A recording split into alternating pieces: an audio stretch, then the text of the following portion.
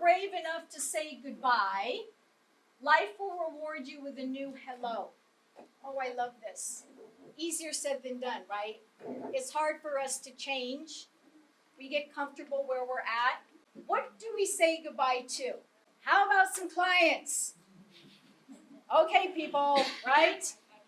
And it may not even be a client that's high maintenance or that you don't get along with or you finally had it. When I bought my property management company in Santa Cruz, and I had properties way up in the mountains, I had properties way down by Monterey. And it would take me over an hour just to go show a property, and then you're hanging around for 30 minutes because there's no cell coverage in case the person got lost, and then they're a no-show, and then it's a full hour drive back home. So 3 hours out of my day wasted for nothing. So I made a business decision. I was not going to manage anything that was more than a 30-minute drive from my office. So I took my portfolio, and I closed out all those owners in the mountains, and I closed out all those owners that were down by Monterey. So it doesn't necessarily have to be a client that you don't get along with. You should be looking at your portfolio every single year and rebalancing it. I mentioned in another class, I used the word portfolio because I never saw myself as a property manager. I am an asset manager. I have big value to my clients. I manage real estate for them that's worth millions. And they trust me with it. So I refer to all that real estate, which could be worth more than what's in their entire 401k retirement plan. I manage that portfolio for them. Okay? So every year I'd go through and I would adjust and close out. Now, if you have clients that are making your life difficult, ask your staff, who should we let go? And I bet you everybody's going to have the exact same name of the 2 or 3 people. And I already can hear in your head saying, I can't afford to let them go. And I'm going to tell you, you can't afford to keep them. They're gobbling up so much of your time, they're never going to appreciate what you're doing. Cut them loose. Because I will tell you time and time again, the minute I made that decision to cut that owner loose and just say, you know what, I don't think we're a right fit. Let me close you out. I will find another property manager that I think is a good fit for you. And I would. I never just cut people loose. I would find them another property manager that I thought would be a good fit. And the minute I did that, I'm not exaggerating, the minute I would do that, the next phone call that would ring would be my ideal best client. With like wonderful properties. And it kept happening again and again and again. You know, first time you think it's a fluke, and then you try it again and it happens again. So I want to encourage you all to not be afraid that, you know, if you have those people. Also, if you truly can't afford to let someone go, maybe they have 20 properties, add up how much revenue you're getting from them, and then you tell your staff, okay, you don't want to work with them anymore, let's go get more properties. And as soon as we bring that new revenue up, we cut them loose. Okay? But those are conscientious business choices that you make. Also, clients may mean also, not just your owners, vendors. My favorite house cleaner, I loved him. That guy could clean like nobody, but he couldn't run a business. I got to the point where I was creating his invoices for him just so I could pay him and get him off my books. And finally, it's like, I can't do this, you know? So I had to say goodbye to him, painful as it was, and find somebody else. I've had to do that with employees too. At one time they were great, but as the company moves forward and grows or shifts or whatever, they may not fit with the company anymore. And you are not doing them a favor by keeping them. If you are a good leader, you want your people to be successful. And if they're not being successful, then bad on you for keeping them down. You need to set them free so they can go be successful. And that's how you look at it. Because it is painful to let people go, especially if they've been with you a long time. And I've been there, and I had one employee, we were very close friends, I had to let her go. She didn't talk to me for 2 years. But I knew that was coming, and I had to put on my hat, and as president of the company, this is a decision I have to make. And I waited way too long to do that because of my relationship. Once that person was gone and I was able to promote someone else, oh my God, my company turned around like overnight. So it just validated that I was making the right decision, even though it was painful at the time. We can also say goodbye to our current business model. Raise your prices. Introduce new services. Sometimes we get stuck with what we're always doing. And I can already hear some of you saying, if I raise my prices, my owners will leave. No, that's a limiting belief. It's not true. If you were to raise your price 0.5% and an owner left, I would open the door and allow them to leave. Because they don't value you. 0.5% is nothing. So in most cases, owners don't leave. And I've coached people that have had businesses for 30 years and have never raised their prices in 30 years. And they're scared to. I'm like, come on, everything goes up. Price of gas goes up. Come on. We raised their prices. Nobody left. So part of it is maybe we saying goodbye to our current business model, introducing new services, new ways of doing business, so that we can say hello to those new opportunities. What about saying goodbye to I'm too busy? I had an employee that would tell me all the time, I'm so busy. And I have to share with you one of my gifts in life is that I can focus on something and get there in lightning speed. My whole career, I had people telling me, Kathleen, you have to slow down. You're making me look bad. I can't keep up with you. What? So with my employees, I'd always say, you don't have to keep up with me. Everybody's got their own speed that they go. But I used to do all of your jobs before I got to the point that I didn't want to work 7 days a week anymore. So don't tell me you're too busy. But when I hear that, I'm too busy, what that means is you need to simplify how you do your business. Look at your forms. Look at your processes. Make things easier. In another class, I was talking about time blocking. Maybe you're going to put an autoresponder on your voicemail that says, I check my voicemail at 11 and 3 and return calls at the end of the day. I check my email 2 times a day and I return all emails within 24 hours. Block how you do your time and how you manage yourself so that you become more effective and efficient. Because yeah, we get busy. But part of it's looking at what we are doing. A lot of times we're doing busy work. And maybe those processes, we don't need to do them anymore. So be really honest with yourself. Okay. Complaints. So let's say goodbye to complaints. As I mentioned at the beginning, what I hear from business owners is my employees, it's like Grand Central Station coming in with all these problems. If you say goodbye to complaints, you're going to be saying hello to solutions.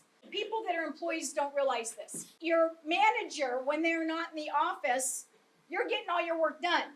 The minute they come in the office, there's this line at their door.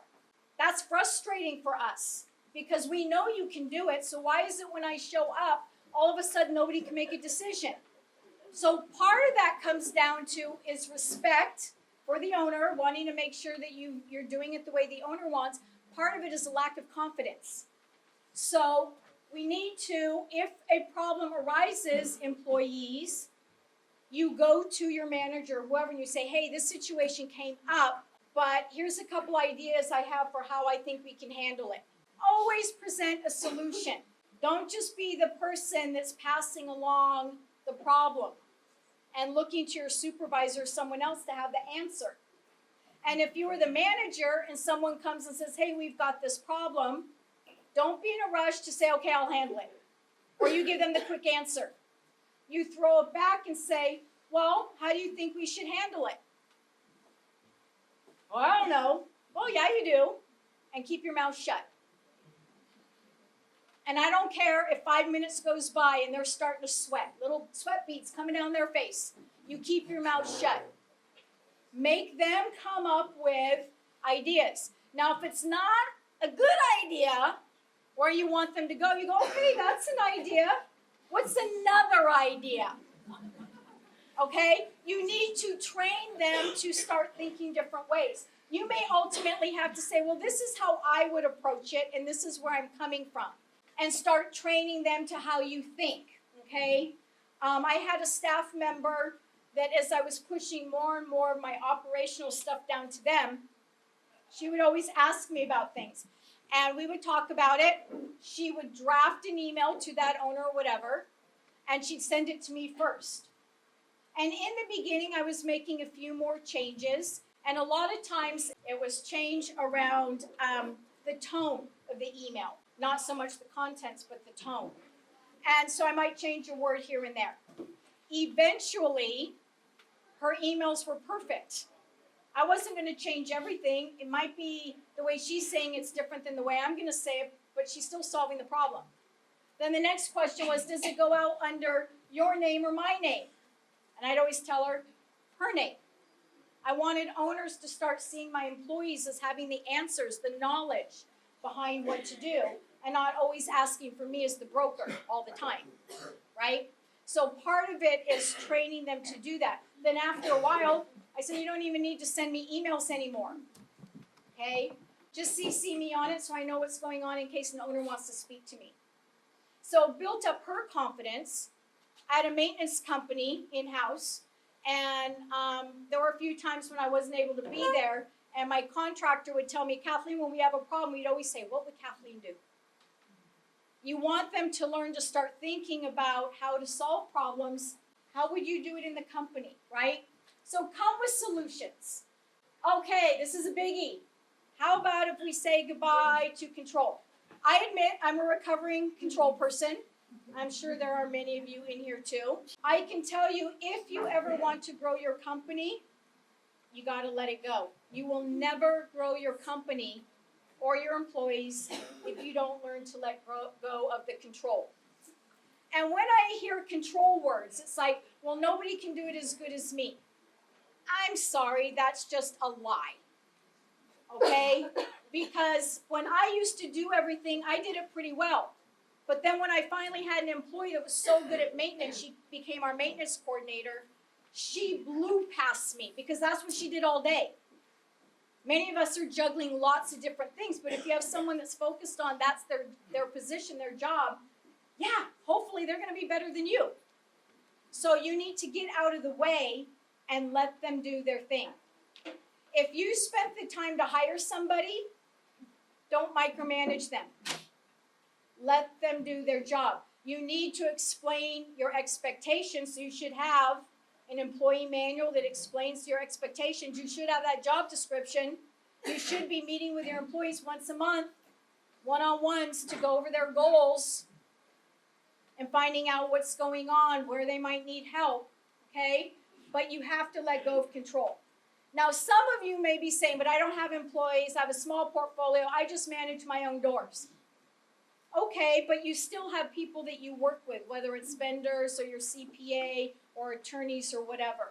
In order for you to have a life where you're not stressed out all the time, we have to learn to let go of those things that we have no control over. We don't. We only have control over ourselves, right? So we've got to stop worrying about all these other things. The theme is first responders. My husband's a retired fireman, and he's a lot older than I am.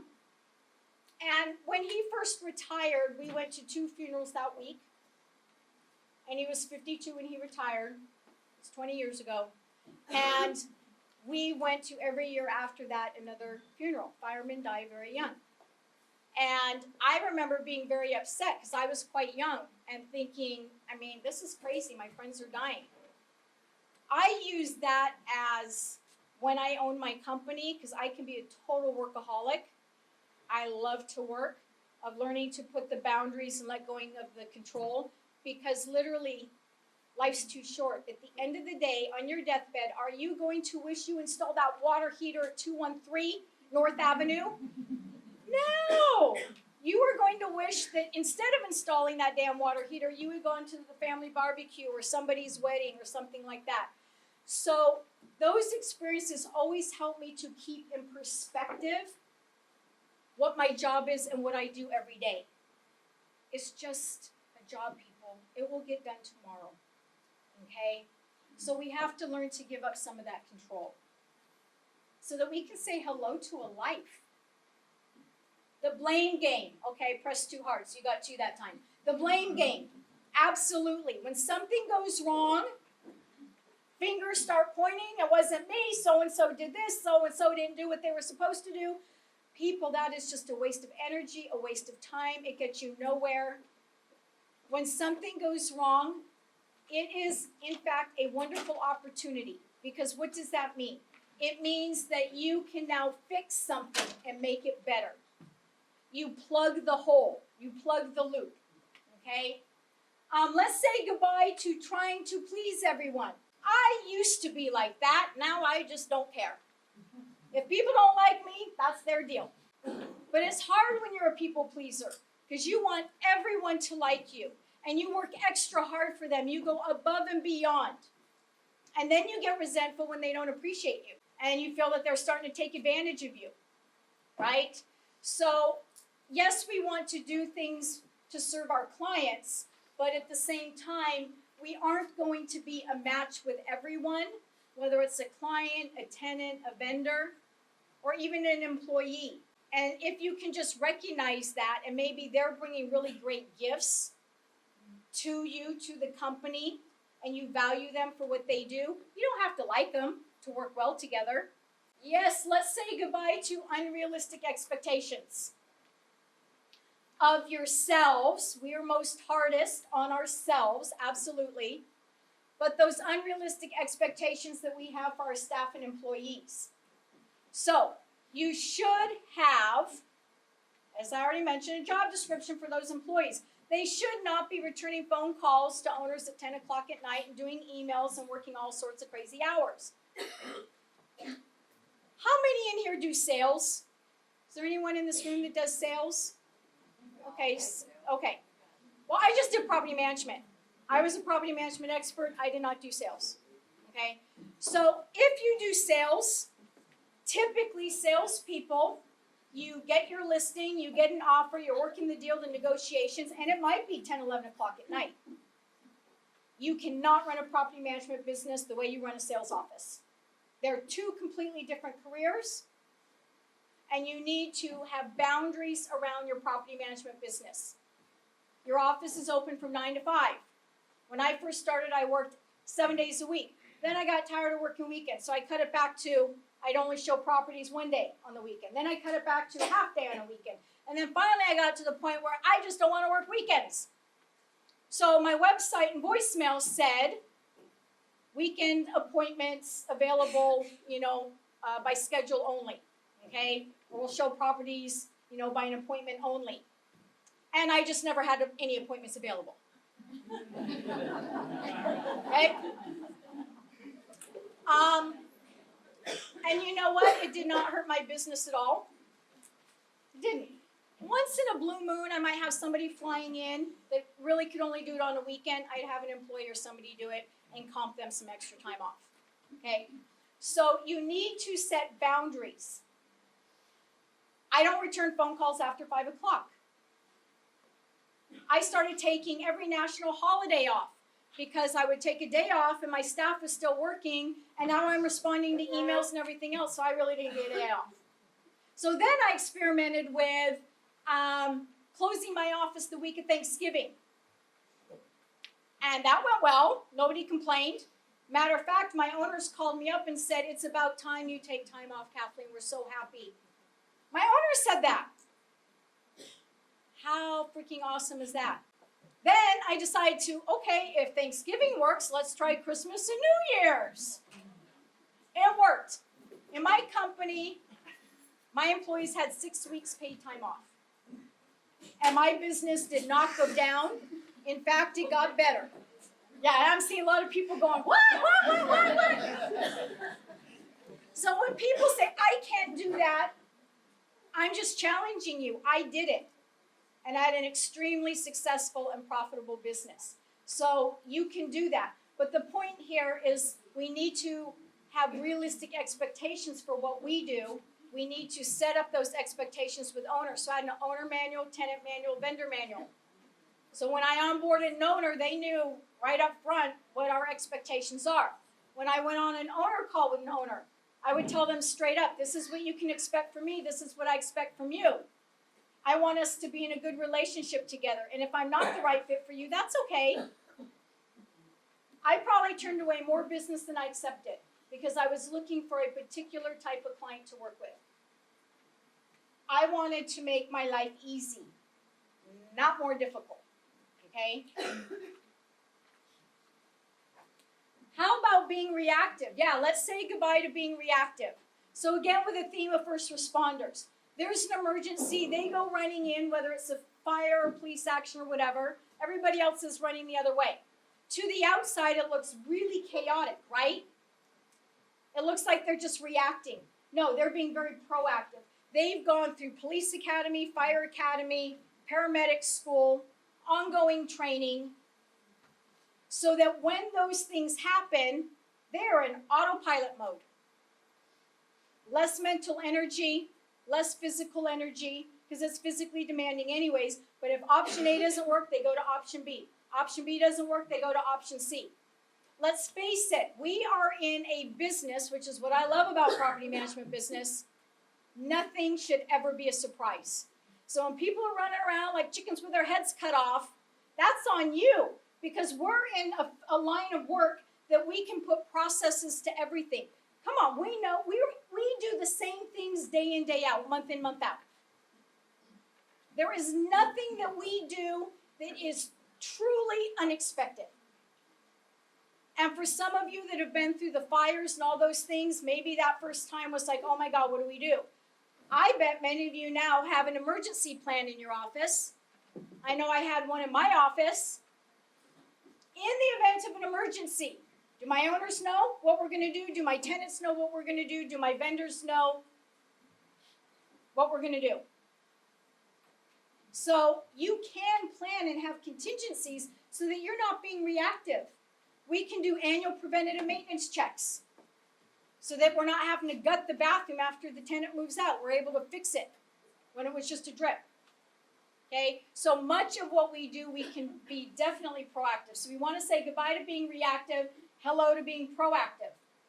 And fear. Fear is probably the biggest one. I touched on it a little bit already. Fear of raising our prices, fear of introducing new products, fear of closing on the weekend, fear of if I don't return my owner's phone call right away, they're going to get upset. The question I would ask you is, what do you want out of your career? And you get to choose how you deliver it every day. You don't have to be at the beck and call of someone else.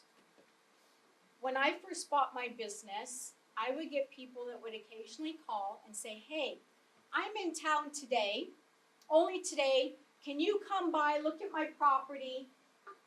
I want you to manage it and tell me what I could rent it for.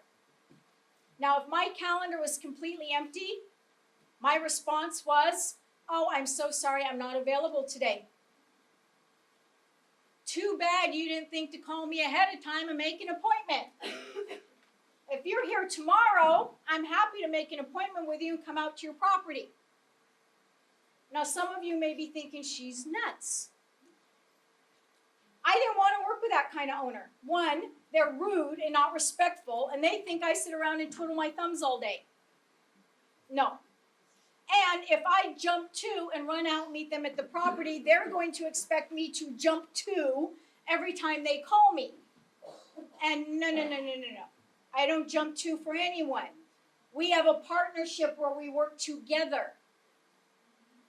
So I would rather say goodbye to that person so I have the opportunity to bring in the right people I want to work with. Yes, that can be kind of scary, especially if you're starting a business because you want to take on new business. But again, you can't afford to take on bad business. It will ruin your good business. Okay? So we have to get over our fear.